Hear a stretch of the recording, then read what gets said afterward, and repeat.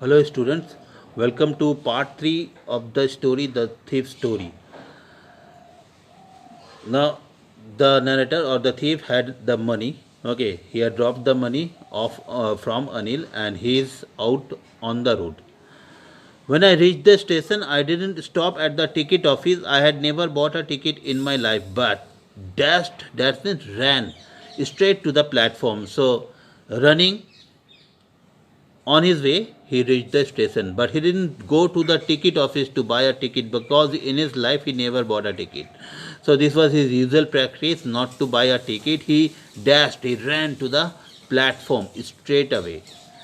The Lucknow Express was just moving out. Now that was his plan to catch the 10:30 express, Lucknow Express, to reach Lucknow. So the Lucknow Express was just moving out. Okay, just started to move away from the platform. The train had still to pick up speed. It is still moving slowly, and I should have been able to jump into one of the carriages. So had he wished, he could have jumped into one of the compartments of the train. But what he did? But I hesitated. So he was in double mind. He did not catch the train. Okay, he was thinking what to do. So for some reason I can't explain why that hesitation came in him.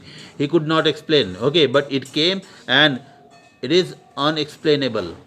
And I lost the chance to get away. So he had all the opportunity to catch the train and go away, move away, okay, sneak away from that place, okay, without being caught, but he let it go away. When the train had gone, I found myself standing alone on the deserted platform. So when the train had moved away from the station, he found himself standing alone on the deserted, lonely platform. I had no idea where to spend the night. Now he was a stranger in that town. Okay, so he did not have any idea where to spend the night. Now, as he had the money with him, okay, and he had left Anil's house, so he did not have any other shelter. Okay, in that town, I had no friends, believing that friends are more trouble than help. So in his life, he did not have any friends because he believed in the theory that friends are more trouble than help. And I did not want to make anyone curious by staying at one of the small hotels near the station. And he could not stay at one of the hotels near the station because people would have doubt in their mind that why this small boy wants to stay in a hotel. Okay, and with that kind of an appearance, he was wearing pajamas. Okay, not carrying a bag on his shoulder, so people will doubt. That's why he did not want to stay in any kind of hotel. The only person I knew really well was the man I had dropped. So in the entire town, he knew only one person, the man he had dropped, that is Anil. Leaving the station, I walked slowly through the bazaar. So still in doubt where to go, where to spend the night, he left the station and reached the marketplace bazaar. In my short career as a thief, I had made a study of men's faces when they had lost their goods. So, in his small career of being a thief, he had watched people, he had seen people, okay, their facial expression when they lost their goods. Now, what kind of facial expressions the people have on their faces? Let's see. The greedy man shows fear. The greedy man, when loses his goods, he shows fear on his face. There is fear on his face. The rich man showed anger. Rich people show anger on their face. The poor man showed acceptance. The poor man, okay, they show acceptance. They accept the fact that they have lost the goods. They have been robbed. But I knew that Anil's face when he discovered the theft. Now, the narrator is saying that he knew well enough that when Anil will discover the robbery, what will be his expression on the face? Would show only a touch of sadness. So there will be only a touch of sadness on his face, not for the loss of money, but for the loss of trust. So he will not feel sad because he has lost the money, but he will feel sad because he has lost the faith of the person he trusted. Who is the person? The narrator. Okay. I found myself in the Maidan. Maidan means ground, here park. So I found myself in the Maidan and sat down on a bench. So moving Okay, into a park or Maidan. He sat on a bench. The night was chilly. The night was very cold. It was early November. Why it was cold? Because it was winter season. Okay, it was early November. And a light drizzle added to my discomfort. And apart from the cold weather, there started a drizzle, light rain, and that added to his discomfort. Soon it was raining quite heavily, so that little light drizzle changed into heavy rain. My shirt and pajamas stuck to my skin, so he was drenched by the rain. So he was wearing pajamas and the shirt stuck to his skin, means attached, okay, adhered to his skin. And a cold wind blew the rain across my face. And there was a cold wind, and that was blowing across the face of the narrator. I went back to the bazaar and sat down in the shelter of the clock tower. The clock showed midnight. Now he moved away from the park and sat under the shelter of the clock tower in the town. And the clock in the clock tower showed the time. It was 12 o'clock, midnight. I felt for the notes. So he felt the notes. Okay. They were damp from the rain. What was the condition of the note?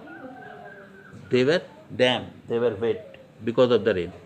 Anil's money. In the morning, he would probably have given me 2 or 3 rupees to go to the cinema, but now I had it all. Now, thinking about Anil's money. Okay. In the morning, he was thinking probably Anil would have given him 2 rupees or 3 rupees to go to the cinema, but now he had the entire money. I could, but what else? Okay. Now he has the money with him, but he could not do certain things anymore. What are the things? I could not cook his meal as he used to do regularly, run to the bazaar, or learn to write whole sentences anymore. So these are the things that he would be missing, okay, from tomorrow onwards, because he's not going to meet Anil again because he has robbed him. I had forgotten about them in the excitement of the theft. So he was very excited on robbing him. But in that excitement, he had forgotten all these things, that he would not be able to do these things, okay, anymore in his life. Whole sentences I knew could one day bring me more than a few hundred rupees. Now he has 100 rupees, few hundred rupees with him, means 600 rupees with him. But he knew well enough that if he could, okay, learn to write the whole sentences, he could earn many more many more rupees than he had now.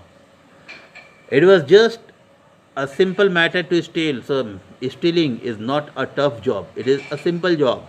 And sometimes just as simple as to be caught. And even it was simpler to be caught after stealing. I should go back to Anil. Sorry. But to be really a big man, a clever and respected man, was something else. But to be a big man, a clever man, and a respected man is something different, okay, and something very tough to achieve in life. Stealing is a simple thing. I should go back to Anil. Now he is realizing his mistake, okay, and he is thinking deep that he had done a mistake. So he is saying that I should go back to Anil. He told himself that he must go back to Anil, if only to learn to read and write. So why he should go back to Anil? To learn to read and write.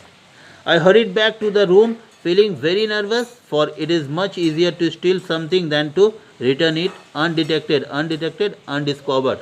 Now what he wanted to do, he realized his mistake. So he hurried back to the room and he wanted to keep back the notes in their own place. Now he is saying that it is not easy to keep the things back to its place. It's easy to steal, but it's not easy to return it undiscovered. Okay. I opened the door quietly. So he opened the door quietly. Then he stood in the doorway for some time. He stood on the doorway in clouded moonlight. It was cloudy and it was night. Moon shining. Anil was still asleep. He saw Anil still lying on the bed, still asleep. I crept to the head of the bed. So once again, okay, walked on knees and hands to the bed, moved to the bed, head of the bed, means Anil said, and my hand came up with the notes. So he took the notes in his hand. I felt his breath on my hand, so he was keeping the hand there, okay, just under his nose, and he felt his breath. Whose breath? Anil's breath. I remained still for a minute, then my hand found the edge of the mattress, then took the hand, okay, near the edge of the mattress, he found the edge of the mattress and slipped under it with the note. So he put his hand under the mattress with the note. Night was over. Next morning, I woke late next morning to find that Anil had already made the tea. So next morning he woke up late, okay, and he found that Anil had already made the tea for both of them. He stretched out his hand towards me. There was a 50 rupee note between his fingers. My heart sank. So what Anil did, Anil, like this, okay, put a 50 rupee note between his two fingers and stretched his hand towards the narrator. The narrator was surprised, looking at the 50 rupee note. So his heart sank. I thought I had been discovered. So why his heart sank? He thought because he had been discovered. His theft has been discovered. I made some money yesterday, he explained. Now you will be paid regularly. But Anil said, okay, that he made some money yesterday. He earned some money yesterday, and is now giving him a 50 rupee note and is saying that he will be paid regularly from then onwards. My spirits rose. His soul rose. Okay. But when I took the note, I saw it was still wet from the midnight's rain. But when he took the note, he realized that the note was still wet because it was drenched by the midnight rain. Today we'll start writing sentences, he said. Now Anil said that from today onwards he will teach him writing sentences. He knew, but neither his lips nor his eyes showed anything. Now this was the narrator's realization or understanding that Anil knew everything about the robbery, but neither his lips nor his eyes showed anything. Okay, he did not let the narrator, okay, realize that he knew the fact. I smiled at Anil in my most appealing way, in his most attractive way, and the smile came by itself without any effort. Now this time, this was a natural smile. The smile came by itself. So that's it, students, the end of this chapter. Goodbye.